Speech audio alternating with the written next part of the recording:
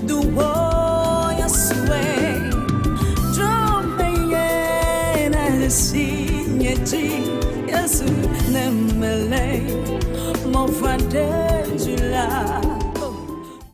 et bienvenue sur Kingdom Artist. Nous sommes dans l'émission de Song the Lyrics, une chanson des paroles. Dans cette émission, nous vous amenons dans la profondeur des paroles qui composent une chanson, afin que vous puissiez chanter avec une compréhension profonde. Alors, sans plus tarder, moi c'est Josie Tédan, j'espère que vous avez passé une bonne semaine.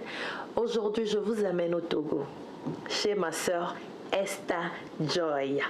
Esther Joy est une artiste de gospel, elle chante pour la gloire de Dieu, elle est une chantre. Elle a beaucoup de chansons, mais j'ai choisi cette chanson particulièrement parce que ça va nous aider à faire une prière à Dieu, adresser une prière à Dieu. Le titre de la chanson, c'est « Search me, Lord », « Cherche-moi, Seigneur ». Alors, je vais lire les paroles et elle continue. « Search me, Lord, and know my way. If there is an evil way, lead me through everlasting life. I belong to you. » Cherche-moi, Seigneur, et connais mon cœur.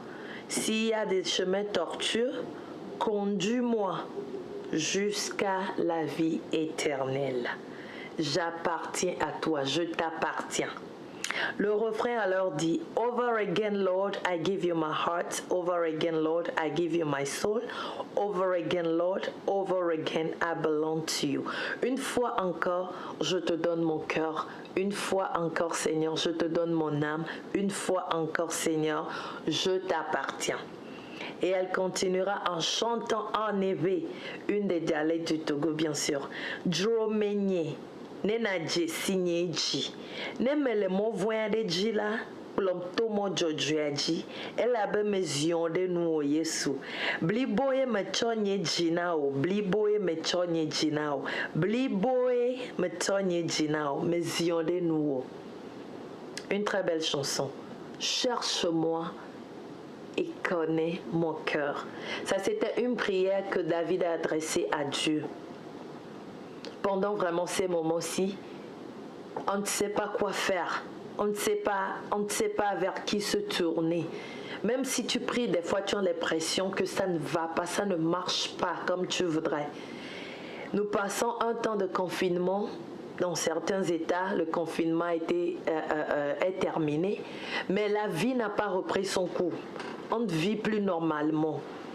Tout a changé, ça a basculé de tous les côtés. Ce n'est pas une question des États-Unis, tu pourrais dire je vais en Afrique et revenir quand tout sera terminé. C'est partout dans le monde entier. Tout a changé. Notre coût de vie n'est plus la même. Alors on se pose des questions. Qu'est-ce qu'il faut faire? Les gens ont planifié des concerts, les gens ont planifié des projets de construction, les gens ont des projets de commencer leur business.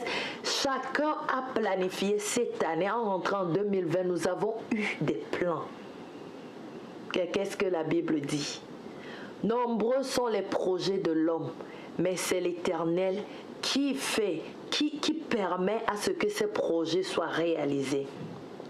Alors pendant tout ce temps où tu ne sais pas quoi faire, tu te poses des questions. Est-ce que tu t'es déjà dit de demander à Dieu de te chercher et de trouver ton cœur? Parce qu'en pensant beaucoup à ces choses de ce monde, tu pourrais pécher peut-être, tu pourrais te dévier du chemin que le Seigneur t'a tracé. Alors c'est comme ça que David avait pensé et a demandé à Dieu de le chercher, de le trouver. Parce que toi-même tu ne te connais pas. Tu ne te connais pas. Un exemple seulement de ma vie. Je rêvais être mariée à un homme svelte. Mais je me suis rendu compte après des années de mariage que j'aime la façon dont mon mari me prend dans ses bras. Quand il me prend, je me sens protégée, je me sens enveloppée. Et puis un jour, ça m'est venu seulement dans la tête. Tu te rappelles quand tu disais que je voulais que mon idéal homme soit svelte? Est-ce que cette personne, la forme de la personne là pouvait te donner la joie, pouvait te combler si la personne était svelte? Ça peut paraître ridicule, mais le jour là, ça m'a fait penser que on ne se connaît même pas. On ne se connaît pas. Pour toi, c'est peut-être tu as envie d'avoir une fille, mais Dieu te donne un garçon. Et le garçon là, c'est peut-être l'enfant qui te donnera la joie et le bonheur que tu cherchais tant. Mais toi, tu te dis, oh Seigneur, je veux une fille, mais Dieu te connaît plus que toi-même. Alors cette chanson me fait vraiment réfléchir que la sœur a pu comprendre que nous devons vraiment, à un temps de la vie, demander à Dieu de nous chercher, de nous trouver. Pas juste de nous chercher, mais qu'il puisse connaître notre cœur, qu'il puisse connaître les pensées de notre cœur. Alors quand lui te cherche, il va vraiment voir ce qui se passe en toi et il saura comment te diriger. Il saura comment te faire changer tes pensées pour que tu puisses être dans ces lignées. Elle continue à dire, s'il y a un chemin, il y a quelque chose qui ne te convient pas, quelque chose de mauvais, comme je viens de dire. Des fois, ce n'est pas vraiment mauvais selon toi, mais c'est mauvais selon le plan de Dieu pour ta vie. Alors si je te cherche, c'est la plus belle des choses. Il connaîtra que toi, tu as tant besoin de ça. Il connaîtra que vraiment c'est ça que tu veux, alors que toi, tu penses que ça ne te ferait pas du bien. Lui te le donnera et tu seras comblé. Une fois encore, je te donne mon cœur.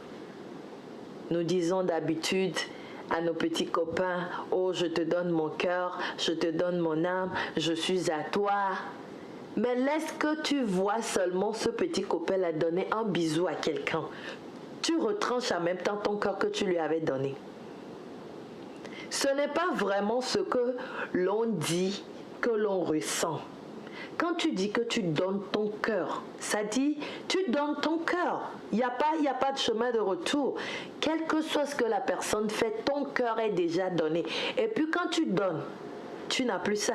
Tu as déjà donné, ce n'est plus à toi. La majorité des temps, quand tu donnes et que la personne n'utilise pas comme toi tu pensais qu'il pourrait l'utiliser, tu te poses des questions. Oh non, pourquoi il fait ça? Pourquoi ça se passe comme ça? C'est pas comme ça, moi j'aurais voulu. Mais tu n'as plus le contrôle, ce n'est plus à toi.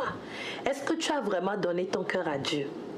Si tu as donné ton cœur, c'est que tu ne peux plus te contrôler. C'est à Dieu maintenant de te diriger. Alors la phrase là est un peu profonde. Une fois encore, je te donne mon cœur. Je te donne mon cœur, Seigneur. Que toi, tu sois le maître de ma vie. Que toi, tu viens me diriger. Que tu me contrôles. Que tu me montres les pas à suivre. Parce que quoi? Tout ce que nous faisons ici, ça commence dans nos cœurs. Tu ressens en toi, tu penses à ça et puis tu l'appliques. Donc si Dieu a ton cœur, il va te mettre des bonnes choses dans le cœur. Il va te mettre des bonnes pensées dans la tête. Et quand tu vas marcher selon ses conseils, selon ses préceptes, tu n'auras que le bonheur. Quand tu donnes ton cœur à Dieu, si le cœur n'est pas prêt, le Seigneur va travailler dans ton cœur pour que tu sois brisé. La plupart des temps, on n'arrive pas à comprendre cette partie-là. L'or que nous tous nous connaissons aujourd'hui, qui a une très grande valeur, quand on te fait sortir l'or brut, tu ne sauras pas que ça pourrait avoir cette valeur. Tu n'auras même pas l'envie de le prendre ou de le toucher. Tellement c'est moche. Mais quand on prend l'or, on le travaille. Ça passe par le feu. Ce n'est pas seulement le laver avec l'eau et du savon. Ce n'est pas peut-être le mettre dans le javel. Ça passe par le feu. Le feu t'a déjà brûlé une fois. C'est dans ce feu-là que l'or passe. Et après tous ces trajets-là, il devient très brillant. Il devient très, très, très, très, très joli. Et tout le monde a envie de porter l'or. Non seulement c'est joli, mais ça a de la valeur. Et ça ne se gâte pas. Ça reste toujours comme ça. Et au fil des années, ça augmente sa valeur. Alors je voudrais te faire comprendre que si tu donnes ton cœur à Dieu, laisse-le gérer ton cœur. Je crois que l'inspiration ici est venue dans les moments où la sœur a besoin que Dieu vraiment fasse quelque chose en elle, que Dieu touche son cœur, que Dieu le retrouve, que Dieu la change, que Dieu vraiment travaille en elle. Si tu as vraiment donné ton cœur à Dieu, attends-toi à ce trajet, à moins que tu ne veux pas avoir de la valeur. Alors pour toi qui n'as pas peut-être donné ton cœur à Dieu, voici le moment de le faire. Eh oui, l'exemple là nous suit partout. Pour avoir de l'argent, que font les cultivateurs? Ils sèment. Quand tu sèmes, ça semble comme si le grain est mort. Mais s'il n'est pas mort, est-ce qu'il peut se reproduire? Alors quand tu donnes ton cœur, attends, donne le temps à Dieu de pouvoir travailler en toi. Laisse-le te découvrir. Parce que tu peux beau te cacher aux hommes, mais pas à Dieu. Mais pas à Dieu. Alors je t'encourage vivement à donner ton cœur si tu ne l'as pas encore fait. Mais si tu l'as déjà fait, attends-toi à passer par ce parcours pour avoir une bonne transformation à la fin. Elle continue à en dire, une fois encore je te donne mon âme. Après avoir donné le cœur, tu donnes ton âme. Tu donnes ton âme et après tout ça, elle dit à Dieu que je t'appartiens. Alors là, je ne sais pas comment je vais dire. Je te donne mon cœur, je te donne mon cœur, mon âme, je t'appartiens. Elle dit ça avec fierté, que je t'appartiens. Parce que quoi? Si ton cœur est débordé, c'est seulement en ce moment que tu peux parler. De l'abondance du cœur, la bouche parle. Donc après avoir tout donné à Dieu, elle déclare que je t'appartiens ouvertement, publiquement. Est-ce que toi tu as honte de dire aux gens que tu appartiens à Dieu? Est-ce que tu es mal à l'aise quand on parle de toi, que tu es avec Jésus? Notre sœur ici n'a pas de problème. Elle dit ça ouvertement, je t'appartiens. Tu vois l'exemple là, c'est comme la relation que nous avons avec Dieu, c'est tellement simple. De la même façon que tu dis à ton mari que je t'appartiens, mais avec ton mari, en vérité, tu n'appartiens pas. Parce qu'il y a des moments où tu refuses à ton mari de te toucher, il y a des moments où tu ne veux pas faire ce qu'il veut. Même si ce n'est pas ton mari, la personne avec qui tu es en relation, tu dis je t'appartiens, tu te refrènes des fois.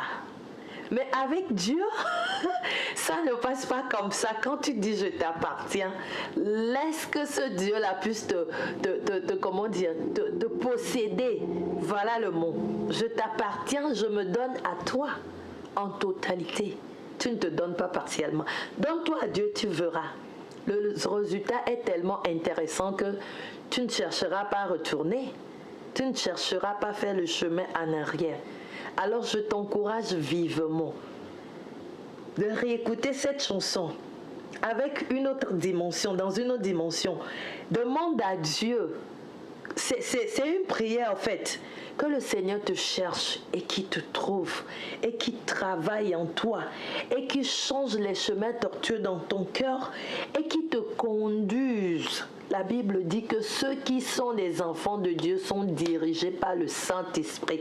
Tu dis que tu es enfant de Dieu. C'est pour ça que je n'aime pas quand les gens disent que nous tous nous sommes des enfants de Dieu. Non.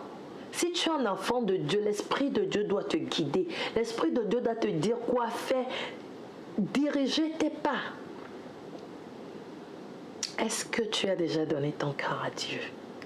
Si tu l'as fait, bravo. Mais rends-toi disponible pour qu'il puisse travailler en toi. Mais toi qui ne comprends rien, tu te poses des questions, comment donner à Dieu? On te demande maintenant de sortir avec Dieu, d'être en relation avec Dieu. Oui, en quelque sorte, tu es en relation avec Dieu. Quand tu lui donnes ton cœur, tu lui donnes ton âme. Tu es en relation avec lui. Mais ce qui est de bon dans cette relation, c'est que lui, il est le Dieu suprême. Alors, il te donne le meilleur des meilleurs. Il te donne la paix du cœur. Il te donne la joie du cœur. Il te donne, il dit que l'or et l'argent lui appartiennent. Il te donne l'or et l'argent. Mais avant que tu n'arrives là, ce sont des processus à suivre. Il faudrait que tu sois brisé. Il faudrait que le Seigneur fasse de travail en toi. Juste comme je viens de donner l'exemple de l'or. L'or su en brisement. Un travail. L'or passe par le feu avant d'arriver. Alors toi aussi, laisse-toi faire. Demande à Dieu de te chercher, de te trouver, de te briser, de te diriger jusque dans la vie éternelle. Alors je t'encourage vivement à donner ton cœur à Dieu si tu ne l'as pas encore fait. Notre sœur Esther Joy, que le Seigneur te bénisse. Plus d'inspiration, nous prions pour que tu puisses nous bénir encore. Ah, c'est une très belle chanson. Quand je chante dans ma tête actuellement. J'espère que vraiment vous allez aimer cette chanson et vous allez faire de ça votre prière de tous les jours, que nous puissions rester dans la présence de Dieu, que le Seigneur puisse nous diriger chaque jour. Alors une fois encore, je vous remercie et je demande à ce que vous restiez dans la présence de Dieu. Moi, c'est Josie Ténor. Si le Seigneur ne tarde pas, je vous reverrai la semaine prochaine. Ciao, ciao.